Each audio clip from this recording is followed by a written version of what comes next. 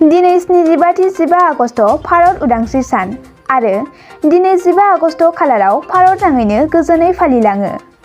दिनैनि उदांस्रि सानजों लोब्बा लाखिनानै उदालगुरि जिल्लानि बारग' एनडिएफबि बिथांमोना एनडिएफबिनि गायसनगिरि आरो बिटिआरनि सागानगिरि रन्जन दैमारि बिथांखौ उदां खालामनायनि गोसोखां बिलाइ गथायदों।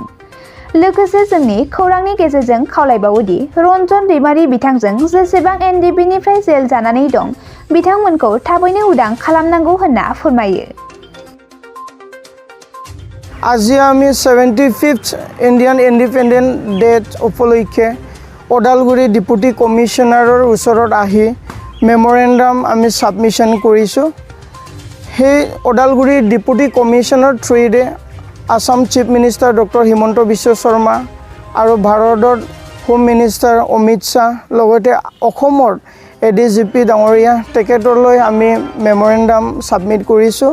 আৰু সেই মেমৰেণ্ডামত লিখা হৈছে যে এনডিএফবিৰ ফাউণ্ডাৰ চেয়াৰমেন ৰঞ্জন দৈমাৰী যোনে নেকি বড়ো শান্তিৰ চুক্তিত এজন চুক্তিকাৰী তেখেতক অতি সোনকালে জেলৰ পৰা মুকলি কৰি দিব লাগে। লগতে আমাৰ প্ৰাক্তন এনডিএফবি সকলৰ যিমানখিনি কেছ আছে সেই কেছবোৰ অতি সোনকালে ডিজল্ভ হ'ব লাগে।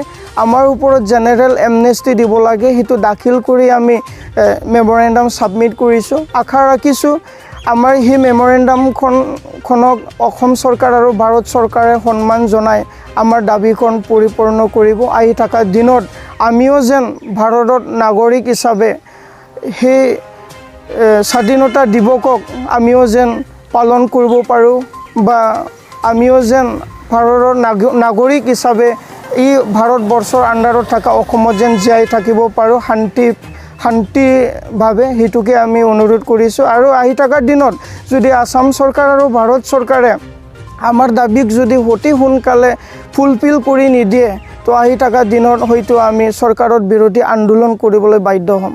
সেইটোকে আমি কামনা কৰিছোঁ আৰু আমাৰ দাবীখন ফুলফিল কৰিব বুলি আসাম চৰকাৰ আৰু ভাৰত চৰকাৰত আমি আশা কৰিলোঁ।